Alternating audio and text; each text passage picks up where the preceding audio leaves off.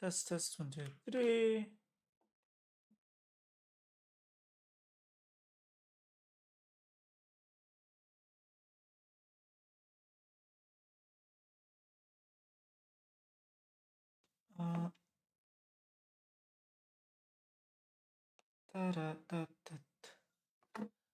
Is this really working?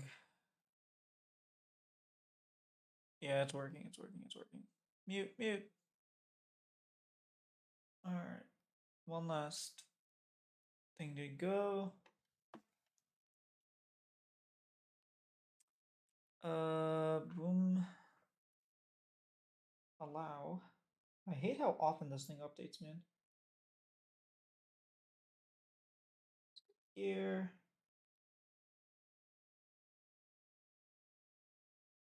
All right. Perfect.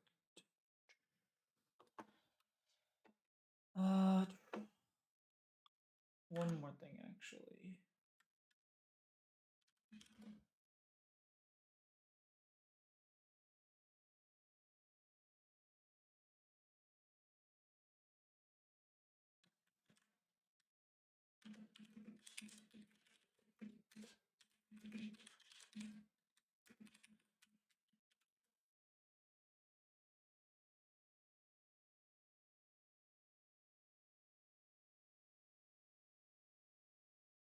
All right. We're live. For some reason, the bot will work when the bot will work. Let's test this out here. T1 drama go crazy. Hey, pro style pancakes. I know, dude. This is it's gotten so hilarious. I read the AMA that happened, and man, oh man, was it? They really tried to blame everything on the agency and pretend like okay, they didn't necessarily. I'll wait a couple minutes before getting into it, just so some people can come in. But they made some, what's the word, like contradictory statements about what they did and what the agreement was. And yeah, I thought that was, what's the word I'm looking for? Not, they weren't being very truthful. Let's put it that way.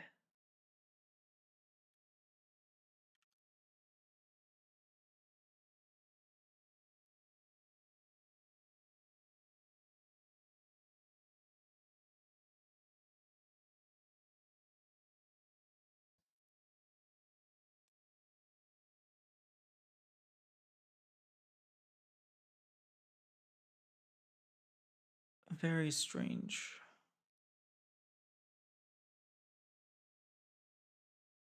Happy Thanksgiving. Thanks. Thanks. Happy Thanksgiving to you too. What are you up to these days? I think you said you're studying or something, right? Did you ever beat that geometry dash level?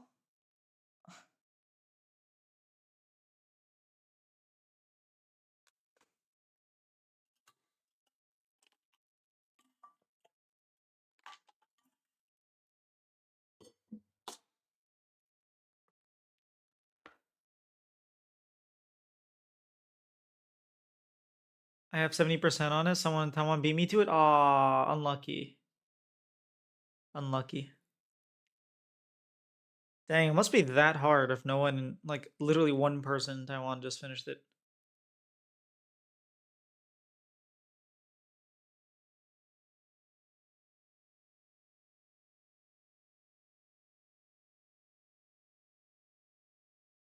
All right, I'm gonna pull up the tweet. I think this is probably the best way to show, because people are pretending like the tweet just never happened.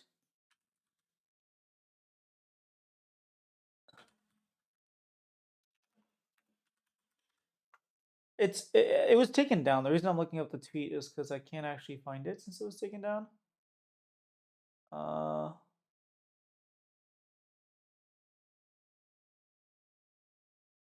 yeah, this bad boy right here. All right.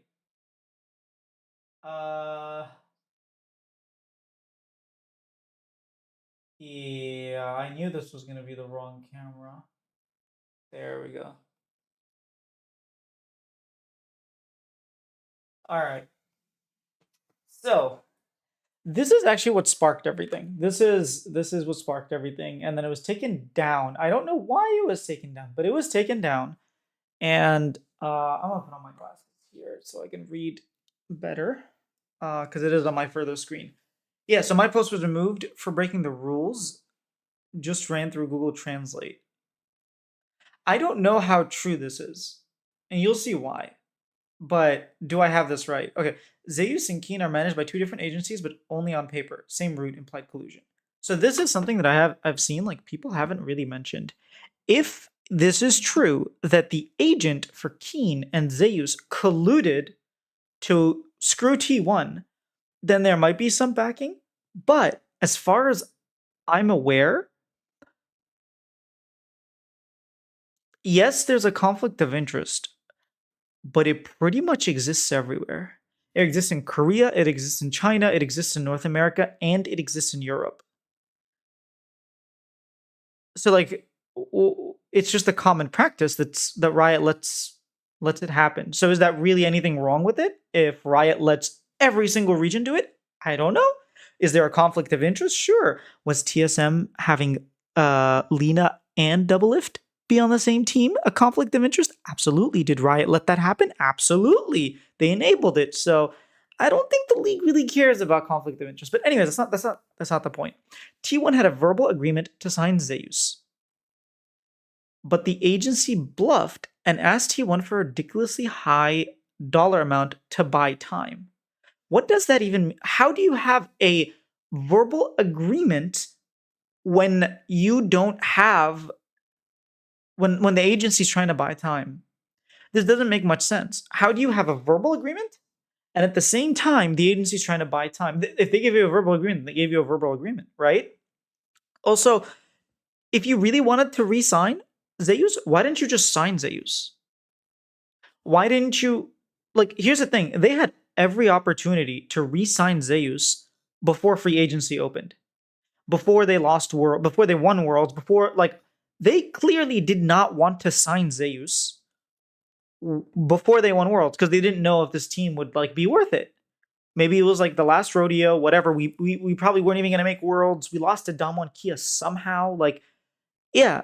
And so once Zeus's stock started going up, obviously they're gonna ask for more money. And T1 was like, oh, I guess we don't have the verbal agreement from before. No, his stock went up, and so he's asking for more. And it was a verbal agreement, as far as I know. Like maybe he said, yes, I want to play with you guys, but it's not like they haven't signed anything. So that's something that people are missing as well. Is that I know at first they were like, oh, he pretended that he wanted to join. Like clearly, no, the agency asked for more money. It's not. I don't know what bluffed even means. What does that even? What is a bluff? Is when you pretend you have something that you don't have. A bluff is when I have like a 5 and a 6, or a 5 and a 2, and my opponent has a straight flush or something, and I'm like bluffing trying to get him to fold. That's what a bluff is when you don't have the leverage. Clearly, the agency has the leverage because Zeus stock rose.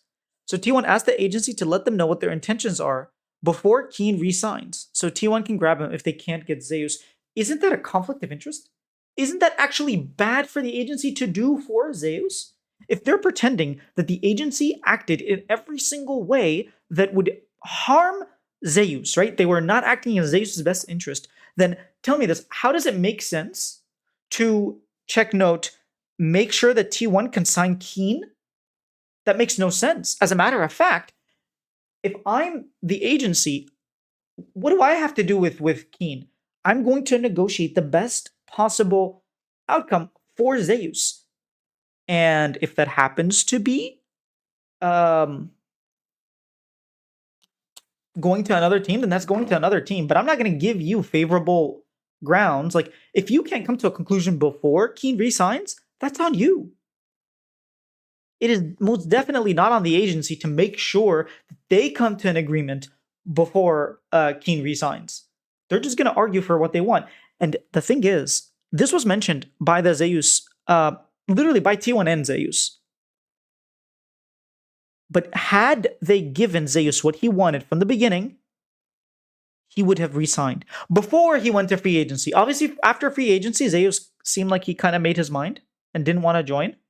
But before that had happened, before he even talked to China, before all of that happened, it was very obvious that if they gave Zeus what he wanted, because they gave him a bunch of different contracts before free agency, again, there's like two separate phases. Before free agency, before he was a free agent, they could have re-signed him. Yet they did not give him what he wanted. And then afterwards, they were like, oh, if he we would have matched any offer anyone else would have given. Well, it's a little too late, don't you think? But this agency goes to T1 until after Kiin re-signed to Gen G. Again, you're not giving them the offers that he wants. What do you want the agency to do? Also, if they're ghosting you, why are you just sitting down and doing nothing? I don't actually believe this, by the way. I'll tell you why. Because if I am T1 and I'm trying to re-sign Zeus and he's not responding, you know what I'm doing? I'm contacting Kiin immediately. I'm contacting other top laners. Maybe I'm trying to get the Shy come back. I am not just gonna like chill and pretend that I have him guaranteed when he's not guaranteed. Hey Colton, Jen Kotsky. Welcome. Maybe Deloft had it right. Maybe Zeus wants to win a Worlds without Faker to prove something. I don't even think that's the case. I think he probably just doesn't believe he could win again on T1. And even if he did, it's way too much stress, and there are better teams out there. I think Zeus wanted to leave because maybe all this outside stuff they do don't let him focus on just playing the game well. Also, think about it. T1 hasn't won a single LCK finals. They've won nothing outside of the two Worlds, which, like, again, this Worlds was a miracle run. You cannot expect to repeat this type of performance more than once. Like, the second time it happened was extremely incredible. And yet even more, like, you expect it to happen again and again and again. Like, that's just crazy to me. So I think he went to a better team. He went to a team that plays the regular season well, that won last split. He's joining the reigning champions of LCK. I don't necessarily think the team is a downgrade. Sure, maybe the synergy, but like, again, they were really bad in summer, 2 years in a row. Like, I can see the argument for saying, I do want to win domestically as well. I can see that argument. Agency declined all offers before free agency, stating that they wanted to know the market value of Zeus. Well, then you should plan for that. You should, hey, X Joshua X89, welcome. You should definitely like prepare for that, shouldn't you? If the agency was like, hey, we don't want to sign until we see free agency, you should. Then why are you, okay? If they clearly said that, hey, we're going to wait until free agency, then there's something makes no sense for them to be like, no, can you make sure it's before Kiin resigns? You don't know when Kiin resigns. If Kiin resigns before or after free agency, like that, then that whole thing of, oh, we thought we had him makes no sense. I think they feel like a third place team now with Hanwha Life and Gen G rosters. I agree. I completely agree. I think both rosters probably upgraded. I think Ruler is a huge upgrade to Pays. I think Duro is going to be a downgrade, but I think the delta between Ruler and Pays is bigger than Duro and Lehens. I'm curious about the shot calling because I know Lehens was very vocal, so that I'm a little bit worried about. But then I mean, if you look at Hanwha, they just upgraded. So like both teams, okay. And if you're saying that Zeus and Kiin are by the same management, Zeus got a better team, and Kiin got a better team than he was on last split. I feel like they didn't really screw. I know like it was a big talking point how they screwed Kiin because they made sure Kiin resigns. They made it seem like Zeus was going to make sure to stay on T1 or whatever it is. And like Kiin didn't get to explore and he didn't get like a higher salary, but we don't know that. Like maybe he was happy on Gen G and was happy to take a pay cut because he was getting paid a lot of good money on a Freak of Freaks. It's the reason he didn't leave for a very long time. So there's that as well. Like Zeus and Kiin should be happy with the teams they're on. Maybe not exactly the contracts for Kiin. We don't know the details for that. That hasn't come out, so I'm not really going to speculate on that. Hey, Elijah Gilbert. To be fair, they already were third place all season, but they clutch up, and we'll see how Doran can maybe bring a new environment. His streams have been so wholesome. Like he streamed for T1. Like I saw him meeting Owner, and like Owner came into the room and said hi, and he was like, "Oh my god, I'm the new person. I should be the one going out to meet." And then when he went to meet Faker, he was like very shy and whatnot. So it was very cute to see. I like Doran a lot. When negotiations began, again on November 19th, T1 had the intention of spending more to keep Zeus. So clearly, initially, they didn't have the intention of giving him what they wanted. And then only after free agency, when they got desperate, that's when they were like, oh, now we have the intention of spending more. It's a little too late for that. Like everybody's roster moves are done by that time. But then the agency told T1 that Hamon Life offered more, not even $400,000 more, and ghosted T1. Okay, look, why would Zeus take a pay cut after winning Worlds twice on this team? Where does that logic lie? Especially since now, in hindsight, we know he was talking to TES, he was talking to JDG, if I'm not mistaken. Like, he was talking to teams that probably had a lot more money. So if you were going through all the options and you're like, hey, I want very specific things. I want a 3-year contract or a 2-year contract from T1. T1 refuses to give it to you, gives you a 1+1, which is exactly what you don't want. Everyone else is getting a 2-year contract. I guess Guma only wanted a 1 year. But either way, like, everyone else is getting extended contracts, and you're not getting it, and you're not getting the money that you want, and this other team is paying you $400,000 in esports winter more money? What do you mean, oh, not even $400,000 more? This is so, like, this is crazy to me. What do you mean not even $400,000? Dude, that is a house. I don't think you realize how much money that is. That's a lot of money. That's a huge difference, especially where it's like, oh, you want me to resign for less money? Wait, hold up. You're T1. You just got world skin revenue. Like, you make so much money, and you want me to get less money? I don't think this makes any sense. After being mentally boomed by the series of actions, what do you mean mentally boomed? What does that even mean? How are you a professional agency going after one player? Clearly, you wanted to go after Kiin if you couldn't resign Zeus. So why didn't you, I don't know, offer Kiin something? If this is true and they're being ghosted by the agency, it makes zero sense for you not to have a second option. It makes zero sense. Either there's incompetence or this isn't true. Like, some parts of these aren't true. What do you mean mental boomed? What does that even mean? You, as an agency, as an organization, you should know you don't always get the players that you want. And if you don't get it, you should always have a backup. It makes no sense to be mental boomed. What happened was Kiin re-signed and you didn't get Zeus. And so you ended up getting screwed because you didn't make a plan B. Ultimately, that's what it is. So I don't know that...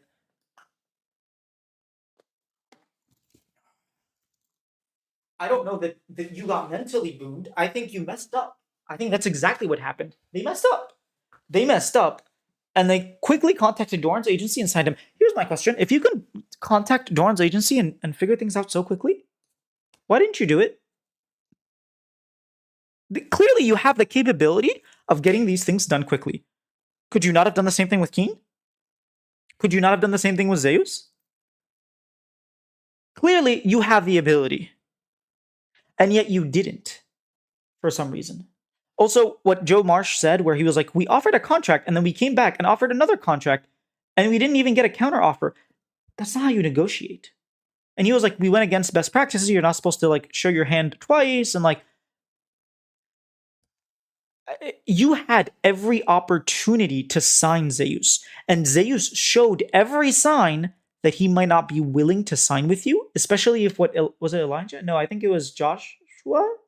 Yeah, what Joshua said, that the agency declined all offers because they wanted to see his free agency. That tells me two things. It tells me, one, they were not happy, which, again, we found out the terms that they gave contract. They weren't happy with the contract length, so they just decided, hey, we want to see free agency.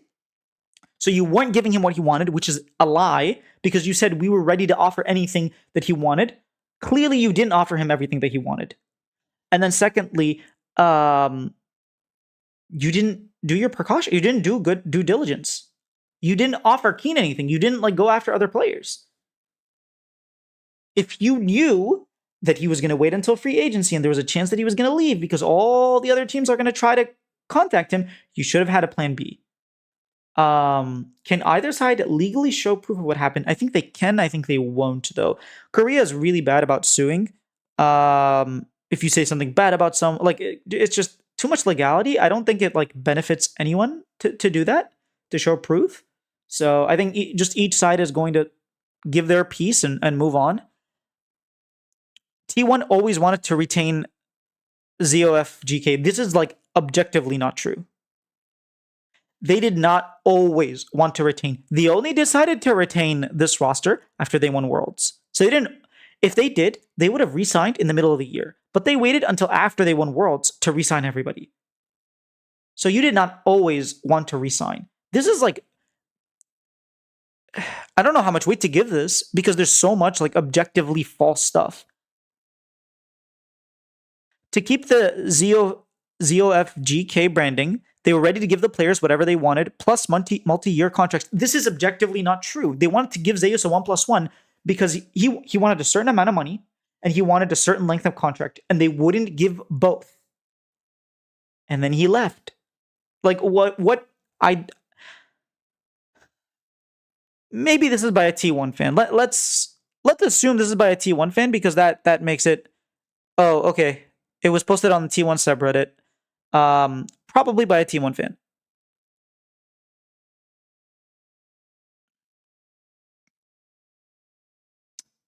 Anyways, moving on. Zeus' agent walked a fine line between legal and illegal to F over T1. So all of T1 is mental boomed right now. What does that... Okay, here's the thing. What fine line that between legal and illegal is that? That's literally... What fine... What is... I'm sorry. Is he trying to say that they didn't do anything illegal, but it wasn't very nice, so we're gonna say it's fine line between legal and illegal? What does that mean? I'm genuinely curious. What does fine line between legal and illegal mean? Doesn't that just mean he stayed on the legal side, but he was looking very closely to what was illegal? He didn't do anything illegal, but he was getting kind of close, so he didn't do anything illegal? Isn't that what he's saying? To screw over T1? I'm sorry, but why does the agency care about T1? This is Zeus's agent, and he's acting in good faith for Zeus's interest, not T1. Why do you expect the agency to do what's best for T1? I'm so confused. And then T1 is mental boomed because the agent didn't do what T1 wanted? Like, what do you expect? T1 will dig to find whatever they can to serve them papers? Go ahead. T1 is enraged and in vengeance mode. They will contact TV stations, find whatever they can to sue these guys. Good luck. T1 intended to brand ZOFGK to be the successor to Faker? What does that even... What? But if Faker... Okay, if Faker retires, there is no ZOFGK. T1 seems sus here, not gonna lie. I completely agree. And I feel like people aren't talking about this enough. Like, everybody's going... We'll go over the Joe Marsh, like, whole, like... What is it called? The AMA and whatnot. But this is very clearly, like... This is very clearly sus. And people just completely ignore it because they took it off the subreddit. Also, I guess maybe it was removed because... I don't know what rules it broke, but... Normally, speculation and rumors are allowed to be on. Because we've seen a lot of rumors. I mean, Sheep Esports is all rumors, right? That's the whole model, and they always let Sheep Esports stay. So I don't know. I don't know what the difference is. Maybe, I mean, this guy clearly lied a couple times. Like, T1 always wanted to rotate. Like, there are clearly wrong things, objectively false. But still, I don't know how you intend to brand around ZOFGK as the successor of Faker. That's just objectively impossible. Maybe you're bringing another player that starts with F, like Fisher? Maybe that's what you were trying to do? T1 had a verbal agreement. It was finalizing signing Zeus, but that and Plan B, C all foiled. So that wasn't the problem. See, what does the agency have to do with your Plan B and C all failing? Also, finalizing signing Zeus when we found out that he wasn't happy with the contract that you gave him and declined? So clearly that's not true. You weren't finalizing anything. As a matter of fact, there were contract negotiations. He was negotiating a longer contract and more money, and you weren't giving it to him. And you came back and said, hey, I'll give you a 1+1, and he wasn't happy with it, so who's finalizing anything? No one finalized anything. There wasn't an agreed copy on. And your Plan B/C failing has nothing to do with the agency trying to mental boom you. Seems like you mental boomed yourself. T1 lost their ZOF GK brand. Their merch canceled, have nothing left to lose, so they're on a bloodthirsty crusade against Zeus's agency. I mean, we saw how much they went over them. Overheard T1 COO shout he swears on his name he will never forgive them. Yeah. And if it was really all they did, T1 wouldn't be on this crusade. There's something even more effed. P.S. I'm not a Twitter person. Because someone like some Twitter people who are live translating this stuff, I can follow for updates. So my whole point is not even okay. I can take off my glasses. My whole point isn't even T1 were on the right side, Zeus was on the wrong side, the agency was on the wrong. First of all, the fact that Zeus was making demands, was saying, hey, I want a 1+1. I don't want a 1+1. I want a 2 or 3 year contract. The fact that he was talking and saying, I don't want to play with Cream to TES. I want to play with Knight or Scout. The fact that he was making demands clearly indicates that he was heavily involved with the negotiations. It's not like he didn't know about what was happening. Yes, if he didn't know like about certain contracts being like presented to him, you could say, hey, that's messed up. But again, like that happens all the time in league esports. So I don't really think you can sue them over that, because then if you're T1, you probably have done the same exact thing. Let's just be honest, everyone does it.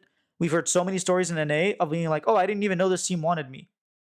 And I would definitely would have wanted to go there, but my agent didn't even tell me about it because the other team gave him a bigger cut or whatever. I'm not saying this is what the agency is doing, but clearly T1 are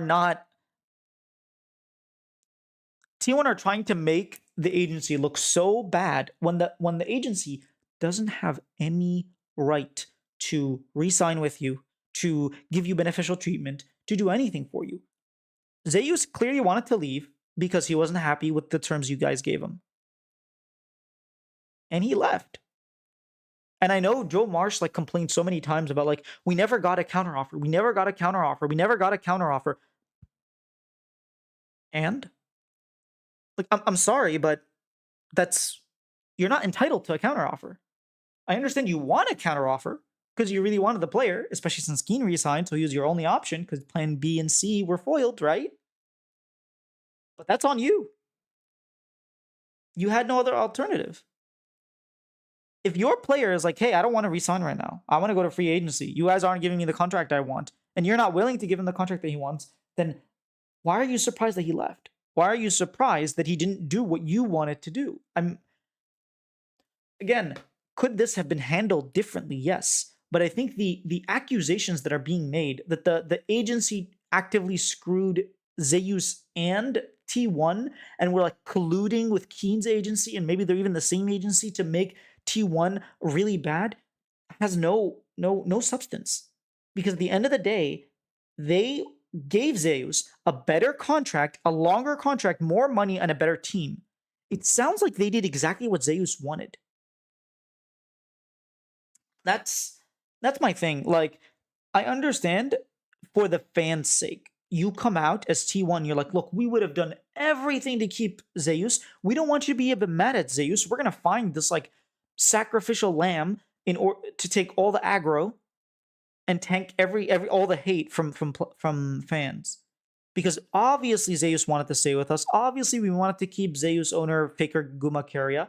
Like, everybody loves this team, and it would have been amazing to keep this team. If that was true, you would have offered Zeus more money, like, and a better contract. I think the big sticking point for Zeus was the length of the contract.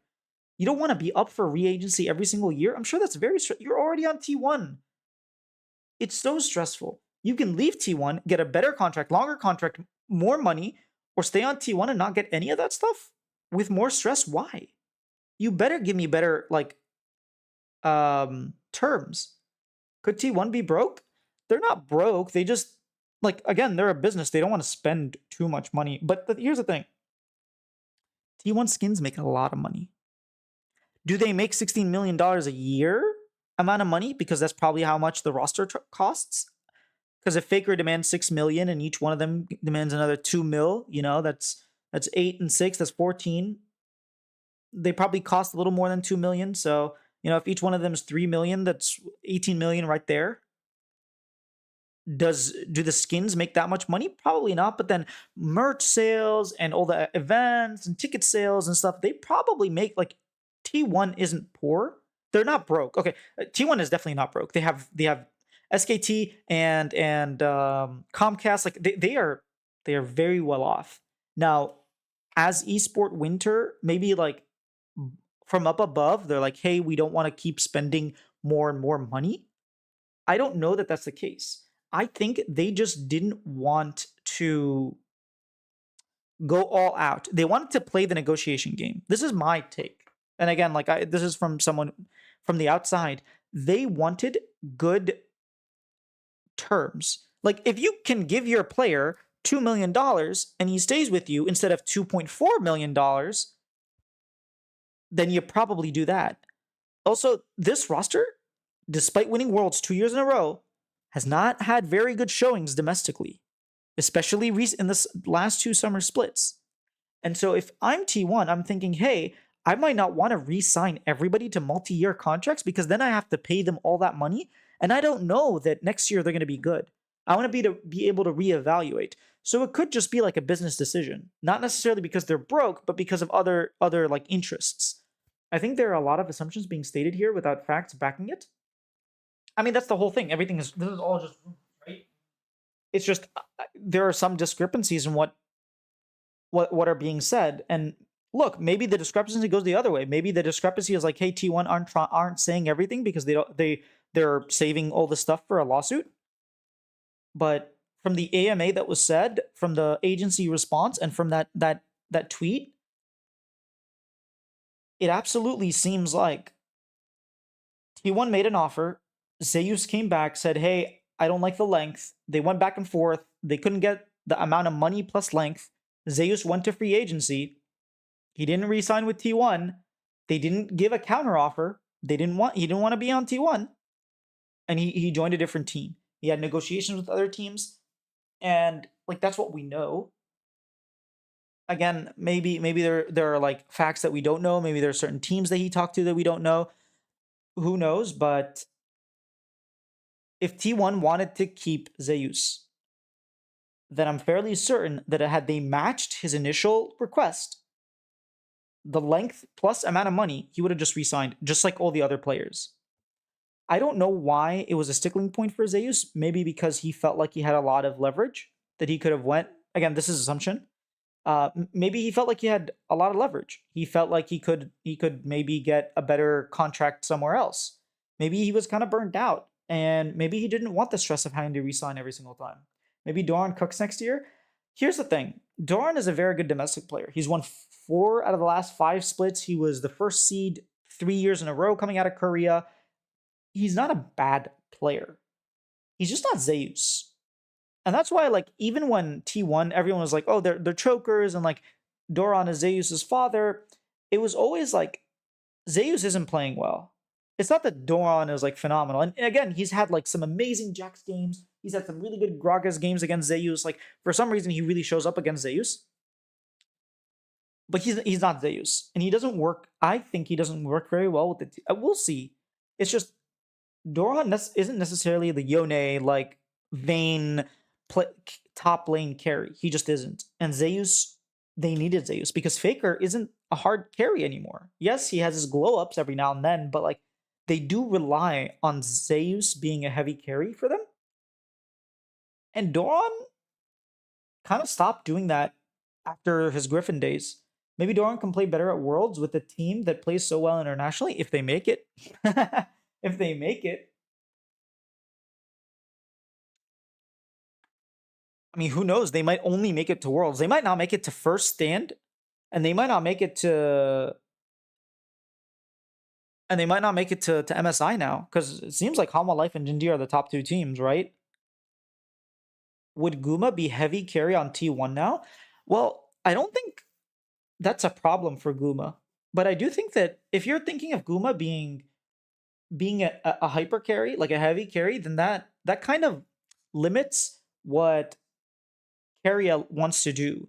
Keria wants to leave Guma on an island. He wants to play his roaming champions. He wants to affect the map. He wants to go top lane. He wants to go mid lane. He wants to go and like get vision with his jungle. He wants to find those timers where him and Owner can set up plays so that they can get their picks. We talk a lot about like pick comps, how T1 play pick comps. It's because Owner and Keria move very well together and place visions and catch people out.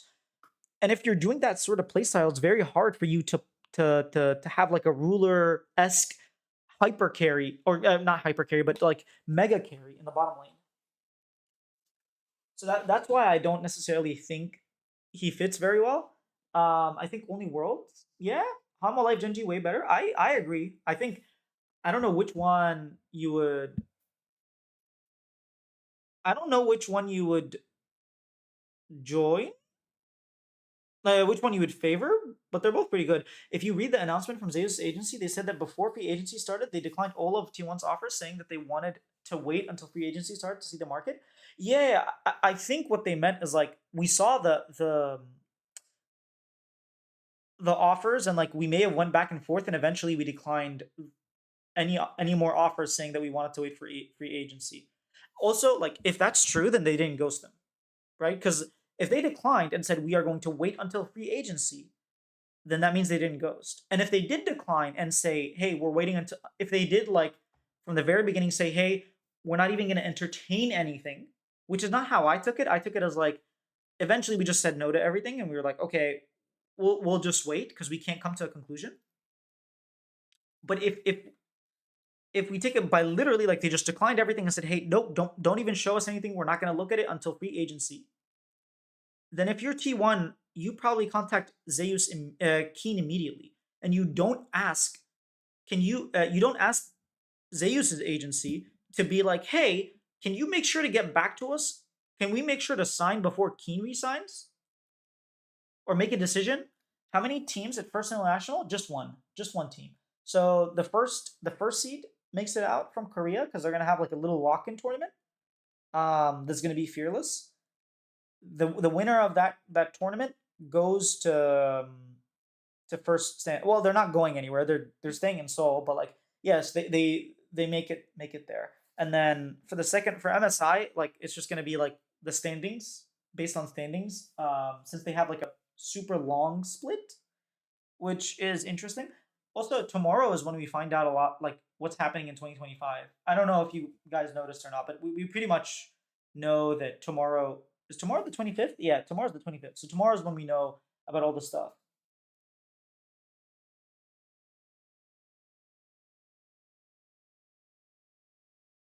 What was I saying? Are teams even allowed to contact players outside their orgs before free agency even starts? They can contact the org and get permission from the org, right?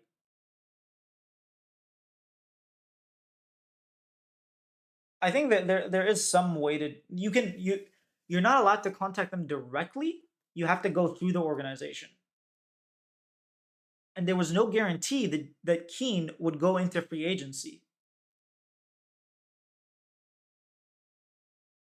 I think what ends up happening is like because they have insider knowledge, like they have behind the scenes knowledge. So even though it might not be public that he resigned, they would know already. So I think that's where that comes from. But you bring up a very good point. What does T1 even mean by before Kiin resigns? If they couldn't even contact Kiin.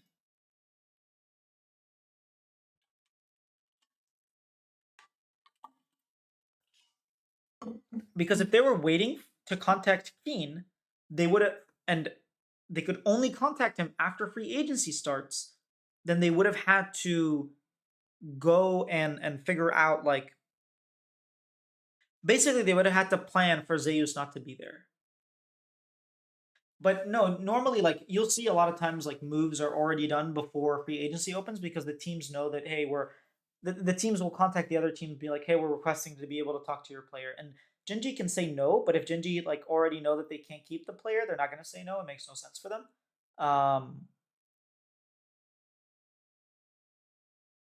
But yeah, it does get complicated. And I will say this, a lot of times, at least in North America, I'm not too sure about Korea, but at least in North America,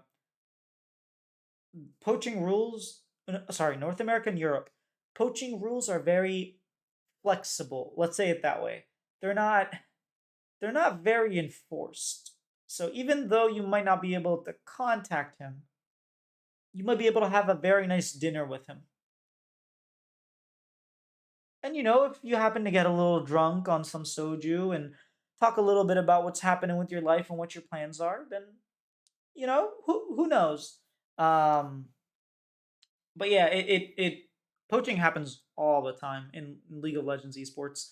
There are a lot of really messed up stories about like players being poached. But again, like if it's completely open and everyone can just poach, then is it really bad to poach? And it happens in professional sports as well. It's not like it's one of those things where as long as you're not dumb about it, you're there's no way to prove anything. There's no way to like it's not worth the hassle of like actually, especially if it's from player to player. You can't really stop players from talking to each other, and they can always say, "Hey, we never actually talked about it." So yeah, it's difficult. So yeah, I'm not entirely sure how they would contact, like why they were asking the agency, "Can you please sign before?" If the agency was declining everything, then you would basically already and you know that he's going to resign. Why didn't you contact Kiin then? I don't know. It gets even more and more complicated. And I'm not saying that I don't actually know if Kiin got screwed in this situation. Like, could he have demanded a higher salary if he knew that Zeus wasn't resigning? Like, if the agency told him, "Hey, Zeus is resigning, you pretty much don't have a better team, so just resign here," then that could be a problem. Oh, another problem I just thought of.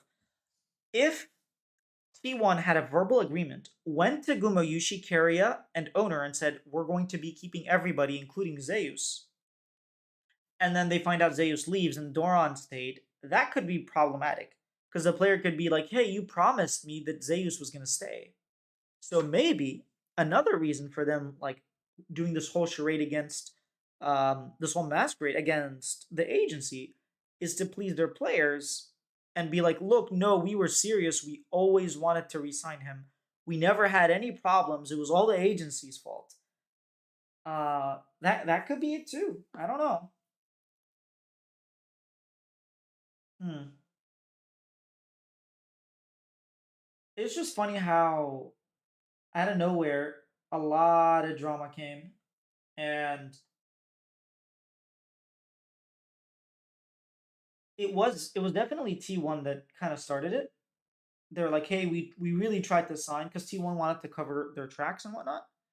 And then the agency was like, "Hey, we're gonna respond." And then the AMA happened, and then the agency made a bunch of statements and whatnot. And well, in the meantime, we got a lot of rumors.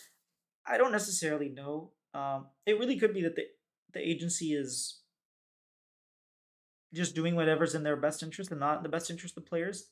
But if you look at it, if you're Kiin, would you prefer to be on T1 or Gen G? The only reason you would prefer T1 is because they would give you more money. But I'm fairly certain Gen G is just objectively the better team. You have Chovy and Ruler and Canyon. I just feel like that's just a better team than Faker owner Guma Carrier, at least domestically. And I think most people would agree. And yeah, maybe they screwed him over some money, but I don't know how much money that would be. Because if you're Kiin, you probably don't get that much money from T1 because you don't have any other place to go.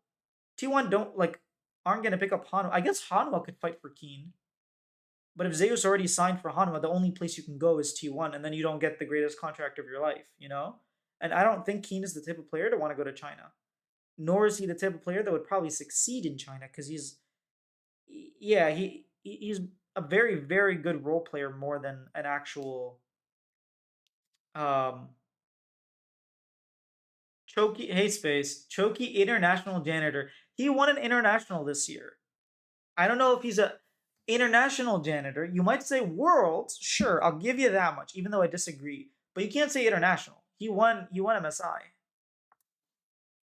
Did you forget about that? Welcome to the stream, Space. I feel like every time I mention Chovy when you're in chat, you have to come out with the choky narratives.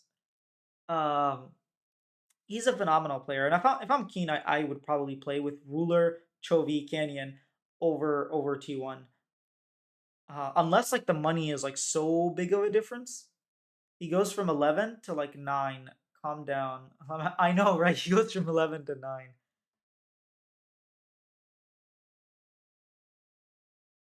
I mean, this Worlds, it was like Pays and Lehans that completely choked.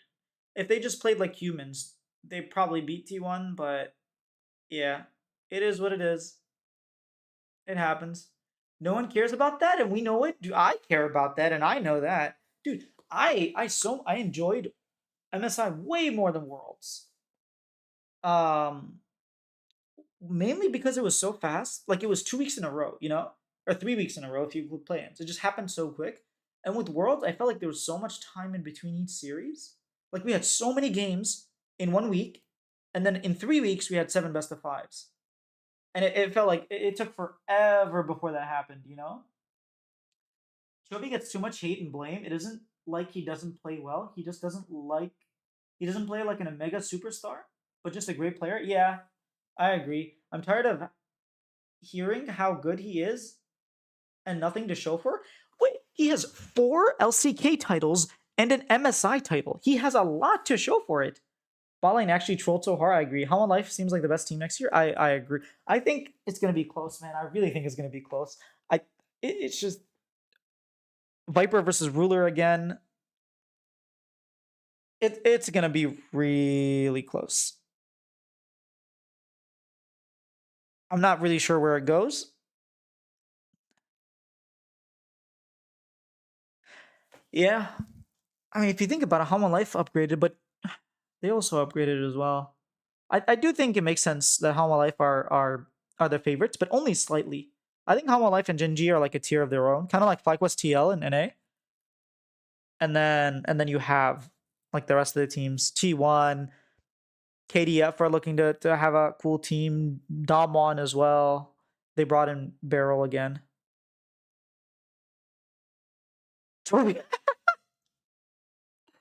Okay, I can see you not liking his playstyle. That's fair if you don't like his playstyle, but he has a gold advantage and he wins games. He lost. Okay, he lost one, two. He lost 2 best of 5s this year. Only 2 best of 5s. KDF or DK? I think DK are probably better than the KDF, but I think KDF will be surprisingly like okay. I think KDF have goodish players. I think Nongshim with like Lehens might be a really smart macro team since Lehens is a really good leader. So we'll see. I do think there's a lot of I still think T1 wins worlds. Hey Joseph. Carrier and owners playmaking is masterclass, but they have a world choker in Doran. He lost to Zeka, brud. So did Faker. Faker lost to Zeka. Faker lost to Zeka. Also, if you watch the games, was it his fault that they lost? He was playing out of his mind that finals. Fly made them shake? Agreed. I'm not saying they played perfect, but I'm not saying they played well this Worlds, right? I thought Chovy played quite well that year. He did have like the first couple games like some hiccups for sure. Not flashing like the Alistar is just like really weird for Chovy. But you have to remember, like you're saying, they have nothing to show for it. They have 4. He has 4 titles and an international. I do think that's something. If he went to every single finals and was losing, I would completely agree with you. But he didn't. He actually started winning. So I just think up until 2022, I do agree he was actually really choking. He would straight up choke in internationals. But since 2023, he really hasn't choked. He hasn't choked for like 2 years. Even 2022, they made it to semis. And they played well. 2021, he definitely choked. But 2022, he was pretty good. But then DRX happened, and DRX just beat everyone. Game 5, man. Lamau, you said choke. I did. You're getting to me, Space. You're getting to me. No, I do think that Hama Life are probably still favorites. Also, Zeka played really well. I don't know if you watch LCK, but Zeka started playing like really well. They have Viper, dude. That's just a cheat code. You have Viper Delight, the best bottom lane in LCK, and you had Peanut, the best jungler in LCK. Come on, man. League of Legends isn't a one-man game anymore. You kind of need a team, and we saw what Pays and Hens looked like at Worlds. It didn't look pretty. They did not look pretty. There's a reason they're not on that team anymore. I'll say that much. Which kind of sucks because Lehens, I know they probably wanted to keep Lehens. They just didn't have enough money. They like, if I'm not mistaken, they offered Ruler a lot of money to keep him, and they just didn't have enough money to keep everybody, to keep Lehens as well.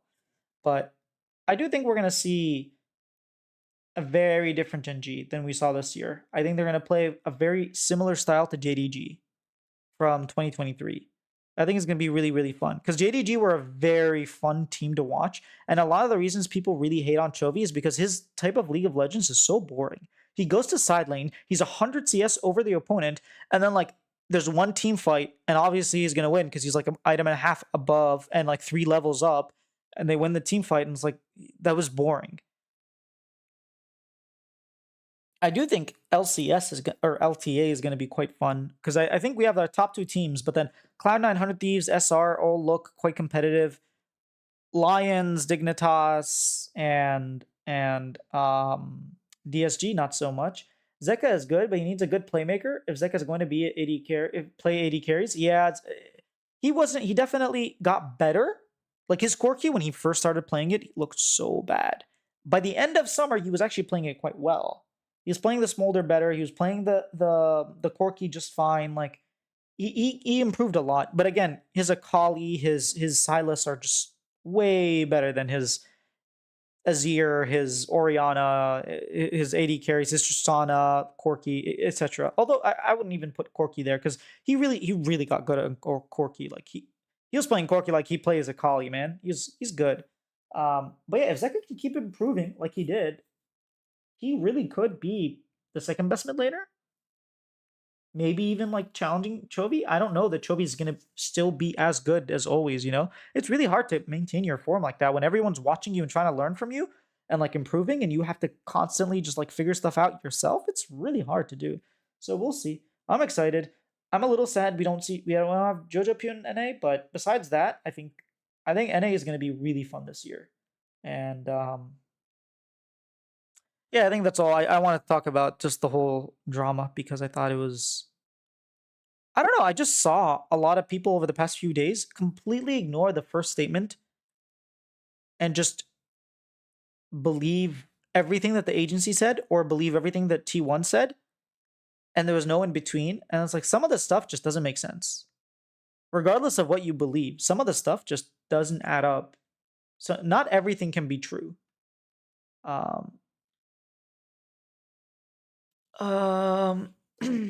Is there any LCK support that doesn't choke in Worlds except Keria? Is there any LCK? Honestly, I felt like this year every single support choked. I felt like Lehens choked, Delight choked as well, although not very big choke, but he did choke. On definitely choked. We're not even gonna talk about Moham. He can't choke because he sucks. Yeah, I feel like everybody. Nobody play Joe Marsh the devil. I wouldn't say he's the devil. I don't know too much about him to say that he's the devil. I've heard very good things about him, and I've heard very bad things about him. I heard that he's like completely incompetent, and I heard that he's like the best person people have ever dealt with. At the end of the day, the truth is probably somewhere in the middle. I don't know enough to judge personally. I've never talked to the guy. I've never met him. I've never like interacted with him personally, and I've never like heard firsthand stories. I've always heard like second or third hand stories. So I don't know. I can't make any judgment on Joe Marsh, but you know, feel free. You might have more information on him than I do. Joe Marsh, the #1 T1 fan. Rich people in general. I mean, I don't know. There are some cool rich people. I don't know that all rich people are the devils. I wouldn't disagree that there are a lot. There are some devils in those rich people, but there are also devils in poor people. Man, we've seen a lot. But yeah, anyways, thanks guys for hanging out. Let's see, what video do I have? I have a new podcast that I started on this channel. It's called the LTA Report. It's with me and another reporter. Hence the name LTA Report. Yeah, we talk about. He's a C9 fan, so often Shopify and C9 will be brought up. But yeah, if you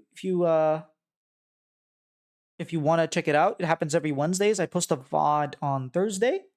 And I'll also be starting another podcast, but not on my channel. So when that starts, I'll probably talk about it. But can I? Sometimes money ruins people. Okay. Do we have like 10 minutes to go on a rant? Sure. Money reveals people. I don't think it ruins people. Okay. I'll give you sometimes. But more often than not, it shows your true colors. I'll say this. I had a dude back when we were in high school, man. I had this whole conversation with one of my friends.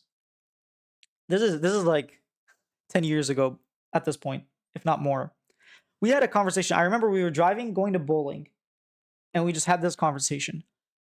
And the idea was he was saying like, oh, I'm going to go to college and then I'm going to get a job. I'm going to like make a lot of money and then I'm going to be very generous. I'm going to donate to like this cause and that cause and this cause. And I'm going to like take care of this. Facts reveals. Yeah, that's true. Yes. So he's just like, oh, I'm going to do all these like great philanthropic things. And I told him, no, you're not. And he was like, well, what do you mean? You don't know me. And I was like, do you do that stuff right now? And he was like, no, I don't have money. I was like, no, you don't have a lot of money, but you do have some money. If you're not, and even if you don't have money, you don't donate your time. Like, I don't see you going to soup kitchens every weekend. I don't see you like donating and helping like that homeless person in front of, the grocery store asking for money or asking for food. Like, I don't know that you would suddenly all of a sudden magically be better. I don't, yeah. So I do think it reveals a side of people that they might not even know they have, right? But I feel like if you're a generous person, it will show whether you have money or not. And I have zero confidence that a non-generous person in times of like need or in times of not like being rich is going to suddenly become generous when he's rich. I just don't think that happens. Maybe it does, but it's probably like a 1% kind of thing, if not 1% of 1%. There's another like I had a this was like a gaming friend. He wasn't like a really close friend, but we used to play like this game, and we were on a guild together, so we would interact a lot. And we had like a group chat. We would DM and stuff, talking about the game.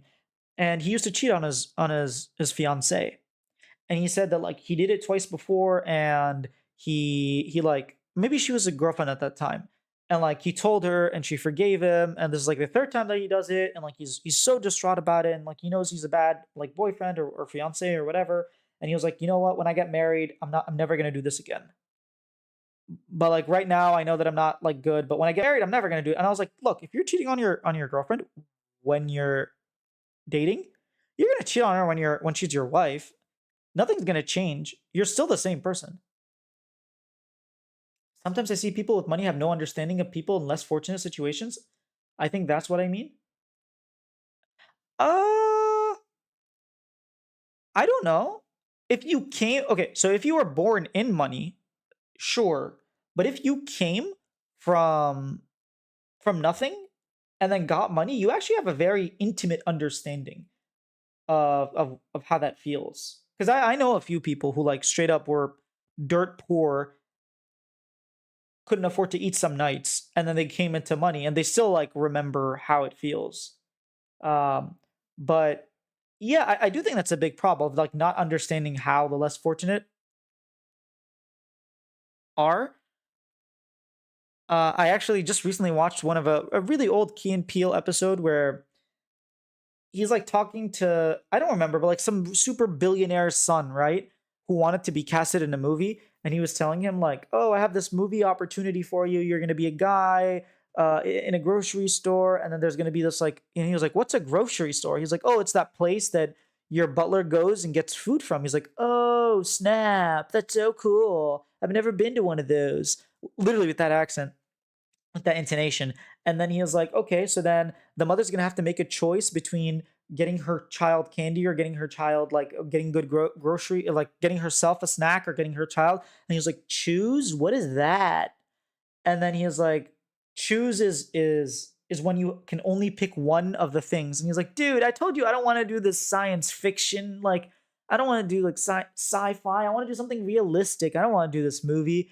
And then the guy sneezed and he was like, Dad bless you. How we manage with small things is how we will manage bigger things. Yeah, Joseph, I like that a lot. It's because like you're still the same person. Just because you got more money doesn't necessarily mean you're going to be a different person. Just because you got married doesn't mean you're suddenly going to treat that woman differently. Um, Meanwhile, me trying to figure out which can of chicken soup to get. Oh, I'm sorry, pro style pancakes. Um, yeah, I know. Meanwhile, meanwhile, we're just trying to get chicken soup. So yeah, I don't even remember how this started, but yeah, I had this discussion a few years ago, and every few years, like someone brings it up, and we have this discussion of like, yes, money changes people, but more often than not, it shows what you already had.